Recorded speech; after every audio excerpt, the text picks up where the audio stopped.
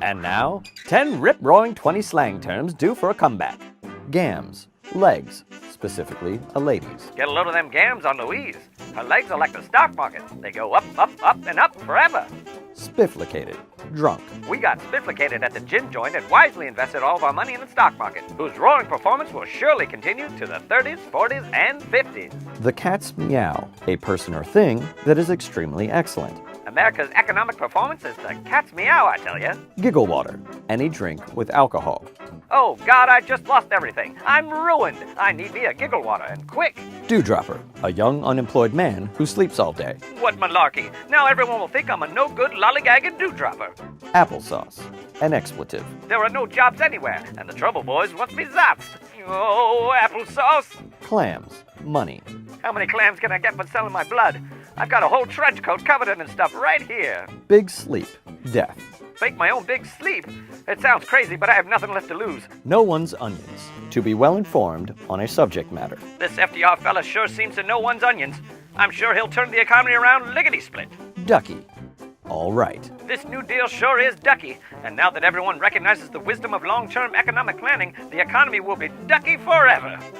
Greetings, students of history, and welcome to our second video about the life in the Roaring Twenties. And today we're going to focus upon changes in art, changes for women, changes in the Harlem Renaissance. It's a big time period of change. And so first of all, let's take a look again at how morality is changing at this time. You might recall from our previous video that Sigmund Freud's writings on dream interpretation and the brain, and how only about 1/8 or 1/9 of the brain is actually conscious and controllable, and then the rest is either preconscious or subconscious. That's going to affect the way that some people are going to view, saying maybe I just got to let the it out a little and I can misbehave a little bit more frequently. We can see that through, first of all, if we take a look at cars at this time, they're going to be nicknamed brothels on wheels. They will also be nicknamed scootily pooping machines or scootily pooping chariots, because that is a reference to sexual relations. They will be necking at lovers' lanes, and so while they're doing that kind of activity in vehicles, they're also reading about it in literature and popular media at this time. So for instance, did you know that Cosmopolitan magazine during the Progressive era was actually a progressivist news publication dealing with things like trying to get women the right to vote or changing the meatpacking industry, and you name it. And then by the 1920s, though, they started to focus upon what are called confessional magazines. Confessional magazines that are talking about women who have gone astray. And they're also hearing about it on the radio at this time as well, with hit songs like Hot Lips, I Need Lovin', and Burnin' Kisses. Now, as far as inappropriate content, I'm sure that these don't even come close to comparing to any Nicki Minaj song, but that's just how it is at this time. It's much more risque. It's pushing those limits. We also have the publication of what are called tabloid magazines and tabloid press, which focuses upon the famous people in America,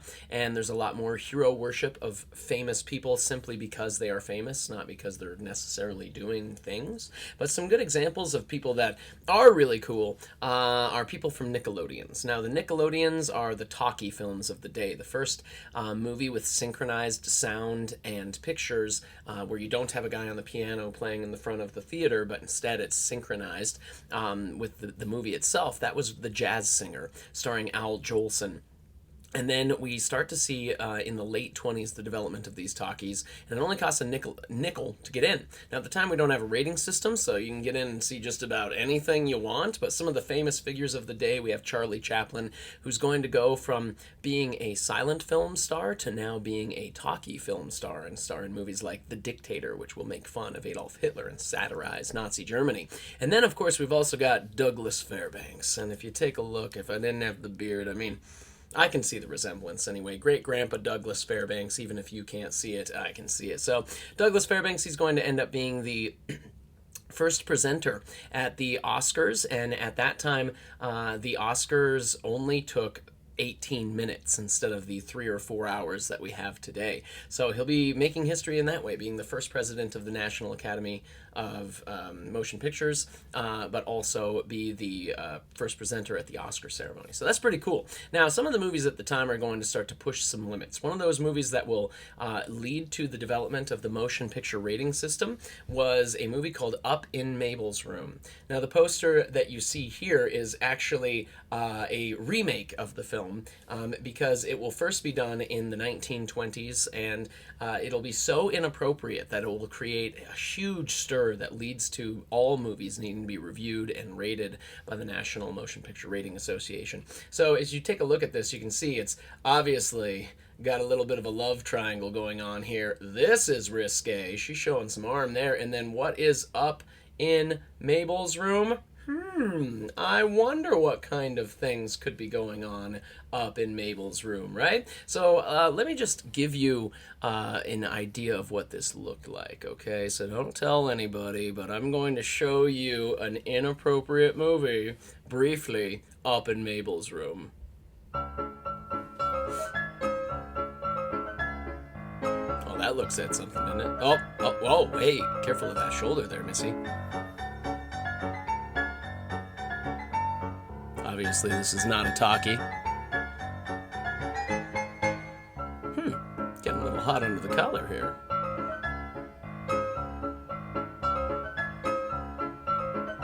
Oh, she's showing some wrist. You know what that means. Awkward. Uh-oh. Do your stuff. That sounds like an innuendo. What a gentleman. Careful there, lady. That's a little too close.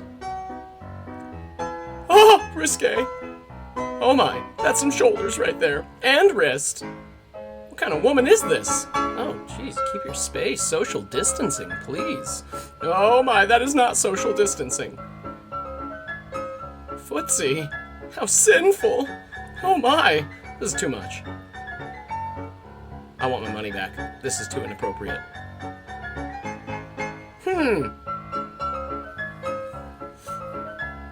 Now that is pretty flirtatious. Oh my, that is so horrible. No wonder they tried to ban this movie in America and then create an entire motion picture system so that your average child can no longer just walk into any Nickelodeon and see, oh, Mabel is flirting. Oh dear, no wonder they had to get rid of that, am I right? So, as we take a look at the Roaring Twenties, certainly there's a lot of changes going on, though, and we see that started to be reflected in art as well. And we briefly talked about Dadaism when we were back in class, and so Dadaism is the new form of art at this time. And remember that they developed the name for Dadaism with, from people like Marcel Duchamp, who decided to put weird things in museums like shovels and urinals and sign his name to it and get thousands of dollars for it, and that's suddenly art, okay? Because remember, art is a reflection of reality, and if reality doesn't make sense, then neither should art. And so the Dadaists are going to start to create some strange stuff, and if you take a look at this one, we can see post-World War I soldiers, and they're from Germany, and I can tell they're German because, one, it's by a German artist, and two, we can see the Iron Cross of Germany. You can see this guy who is walking with the help of some artificial limbs, and he's also got a hook, and he's got half his face blown off. Did you know that facial lacerations were one of the biggest wounds in World War I from shrapnel and debris that would go and hit men in the face as they're standing in trenches? It happens all the time, and men live from it, and they become incredibly morphodytic from that.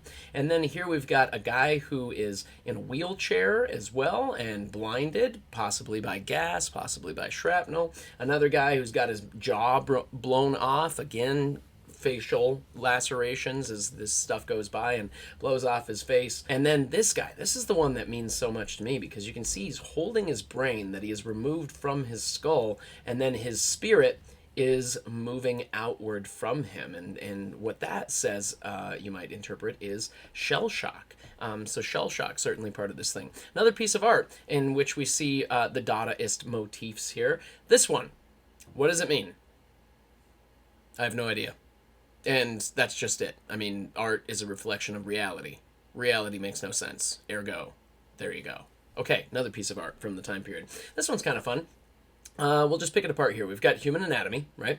We've also got a go-go dancer from the Moulin Rouge, scantily clad, I might add. We've got a typewriter, an apple, a table, and shag carpet. And then a dude who is not facing the viewer of the art, but instead is looking at a classic painting called The Massacre at Chios, and it was by Eugene Delacroix. And this is traditional art, right? This is traditional art that we see right here, whereas the art that is produced by this painting is clearly not traditional and makes very little sense, and hence it is Dadaist art. It makes no sense and it wants it that way. And then there's this guy. I don't even know. Your guess is as good as mine. And then we've got this one by Salvador Dali. Now, Salvador Dali, he's an incredible surrealist painter, and so surrealism was kind of the new thing where they were interpreting dreams. For instance, Salvador Dali was a big fan of Sigmund Freud's work, and so he had his book on the interpretation of dreams and was like reading it profusely and memorizing passages to help him interpret his own dreams. And then every morning, when he would wake up, he would write on a pad and paper next to his bed the dreams that he had had that night, and then transfer those dreams from paper, from mind to paper to canvas. And so if you ever go to his museum in Paris, it's crazy. It's weird. It's awesome too. Surrealism is some of the most fun art that's out there, I think, from this time period. But here you can see the bust of a woman. There's a lot of emphasis in his art upon the busts, but not upon the arms, the head, or the legs. Okay. There's also bananas, and there are these entryways here, and there are trains steaming by. So what is this art about? It's a sex dream, okay? And so he's interpreting it as such. Now, Salvador Dali's got kind of a weird background. You see his mother made him sleep in bed with her. There was a weird relationship going on with Dad. Dad was an abusive drunk. And so anyway, Salvador had to sleep in bed with Mom, both of them in the nude, until he was 17. That's weird. You can imagine this would mess this guy up. So as we're looking at his art and kind of analyzing it, I really feel bad for him. He has a lot of mommy issues, obviously. He's also terrified of grasshoppers. A lot of grasshoppers in his art. He's absolutely terrified of them. Why? I don't know. Okay, then we've also got the most famous piece of Salvador Dali's work. This one's called The Melting Clocks. We have ants down here crawling upon the clocks. We've got all these other melting clocks everywhere else. What does it mean? Don't know. Your guess is as good as mine. Now, this one is a little bit more something that I can understand, which might seem weird because when you look at it, it's like, what? What is this thing? But this is meant to represent his mother. Mother reference once again. And this is the bedside table next to, or the nightstand next to their bed. And so this is really him trying to deal with his emotional turmoil that he suffers as the result of all of those mommy issues left over from his youth. You know, there's some weird stuff, definitely. But if we take a look at changes that are happening to women now, remember in the Victorian era, women had a lot of expectations placed upon them. The idealistic woman had an 18-inch waistline that was brought in by the curvature that can be created by a corset. And the corsets are going to go the way of the buffalo in World War I because of the fact that the steel is needed and the whalebone is expensive, and so therefore brassieres become the new thing. We also, during the Victorian era, had Comstock laws, which legally mandated, no showing of ankles, for instance. And so much has changed because of not only the end of Victoria's life, but also the end of World War I, as we see cultural changes happening for women. Now that will start to get reflected in their day-to-day lives. So this is, by the way, in no way a slam against modern housewives and stay-at-home moms, which I think we all can even more appreciate now that during Corona Apocalypse we're all sitting around at home and dealing with a similar kind of schedule. But this is the model schedule for a family of 5 according to Housewife magazine, which was the big publication for women at the time. And as you can see, Monday, it starts with you rising and dressing. Ladies, at 6 in the morning, you start the water heater. You prepare your breakfast for your family. Your family eats breakfast. Then you wash their dishes. You straighten the kitchen, inspect the icebox, and then you plan the meals for the next couple days. You prepare towards lunch. That takes another half an hour. Then you clean a lot of different things and do laundry, and then a thorough, not a basic, but a thorough cleaning of the downstairs. Then you get a rest period. Thank goodness, right? 11 to 11:30, a whole half hour of rest. And then you got to serve lunch. You got to have lunch. Your husband comes home from work and he sits down. He's like, "Yes, tell me what is for lunch. Let me tell you about my days. I drink my whiskey and soda, and I smoke my cigar. Yes, I have an interesting life. How's your day? I don't care. I'm going to leave now." Then after he goes back to work, you got to do all the mopping and the sewing and the mending and the soaking of the clothes. Now you get a rest period from 4:30 to 5:30, but keep in mind that during that time, ladies, you also need to play with the children, walk, get some recreation for yourself, hopefully, by going to the market and buying the stuff for the next meal. And then you got to prepare towards supper, and then you have supper, and then your husband sits back down into his seat at the table and is like, "Yes, get me my whiskey and soda." And then he smokes his cigar. "Yes, I had a wonderful day. I'm going to talk politics with my friends now in the parlor. Leave me alone." And then he goes and does his thing. And then you wash the dishes and you fall down into bed at 8 o'clock because that's exhausting. So ladies, especially as you are, spending so much of your time at home right now with coronavirus, I think you can understand that, oh man, there's got to be some other opportunities, right? So some women might love this idea, of course. That sounds pretty cool to some people. Some people would not like it. That's the point, though, is that in the 1920s, women are going to start to want to seek other opportunities, and they want to see that as a possibility. And so many women in the 1920s seeing some dramatic change. Let's take a look.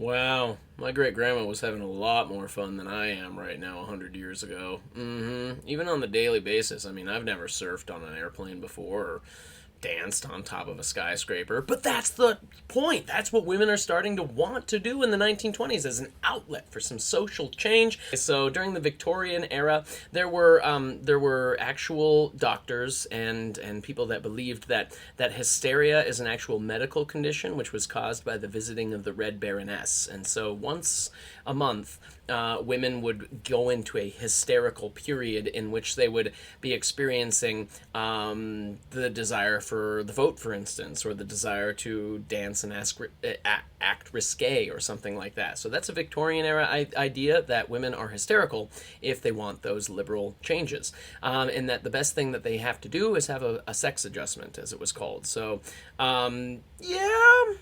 so the sex adjustment could mean a couple of things here. We're not going to go into that, but let's just say that it's a stupid idea, and people are starting to realize that by the 1920s. It's a little thing called New Feminism. Old Feminism refers to women who were trying to get the right to vote, and also women that were campaigning to outlaw alcohol. So Prohibition with the 18th Amendment, and then the 19th Amendment with the right to vote in 1920 are going to be kind of the end of the suffragette period, because they got what they wanted, thankfully. And so that meant that now New Feminism deals with social changes. Like, for instance, the ability to go out and work in public, like in the workplace, is a newer idea, especially if you're a married woman. That is an unacceptable thing before, and now it's becoming increasingly acceptable even for middle class women. And so the New Feminism is going to focus on things like fashion as a form of rebellion as well. By the way, the way that you dress does not determine who you are, of course, but at the same time, this is a clear indication that women were starting to want to, see some different things happening. And so flappers are a good indication of this. So flappers, they got their nickname because it became socially cool that as skirt length started to increase, it was still, if you're walking around in public like that in the early 1920s with skirt lengths up near the knee, even close to being below the knee, if they start increasing to that point, then women would cover for that by wearing rain galoshes or rain boots. And those rain boots would be left unbuckled, and so their boots would flap as they walked, and therefore the term stuck. Now, from that, though, eventually they're going to stop wearing the rain galoshes, and they'll just start wearing the dresses that go up to the knee. So a lot of this is meant for shock value, and certainly it's going to do that, because women are smoking torches of liberty in public, which was the kind of thing that only prostitutes would do at bars. No, they're going to be drinking, swearing, petting. Okay. And upsetting the community peace. We also start to see some changes in the way that marriage is viewed as a familial institution. And so before, during the Victorian era, it was very difficult for women to be able to get a divorce, especially in England, for instance, where it required an act of parliament to give a legal divorce to a woman. And so, I mean, even if your husband is cheating on you, if he's a dirtbag scoundrel who's a drunk and beats you up, you can't get a divorce without going to Parliament. Now, it's a little different in America, where divorce was more readily available, but still, it's such a huge task to do legally that most people just didn't do it. And imagine how rough this could be for you, ladies, because there was this socially acceptable rule at the time, before the 1920s, called the rule of thumb. Okay, and what the rule of thumb meant was that I can beat my wife legally with an instrument, a blunt object, like a cane, for instance, that is no wider than the width of my thumb. Longer, obviously, can work, but no wider than the width of my thumb. So ladies pre-1920s, make sure to marry men with small hands. And so the divorce rate starts to steadily climb in the 1920s. So what does all this mean for the 1920s? Well, it means that the 20s is a time of not only crazy parties and breaking the law with prohibition and incredible jazz music, but it's also a time of dramatic social reform. And granted that not everyone is looking at Dadaist art and saying, wow, the 20s are a weird time, nor is everyone looking at women's changes and saying, wow, I'm feeling so many great changes to my life. Suddenly I'm, a doctor and not only acceptable as a housewife. No, I mean, the fact is, though, that it's a starting point. And so in American history, we'll see these small starting points that turn into much bigger things later. The next group that we'll talk about in our next video lecture is the Harlem Renaissance and what kinds of changes that will have for African Americans.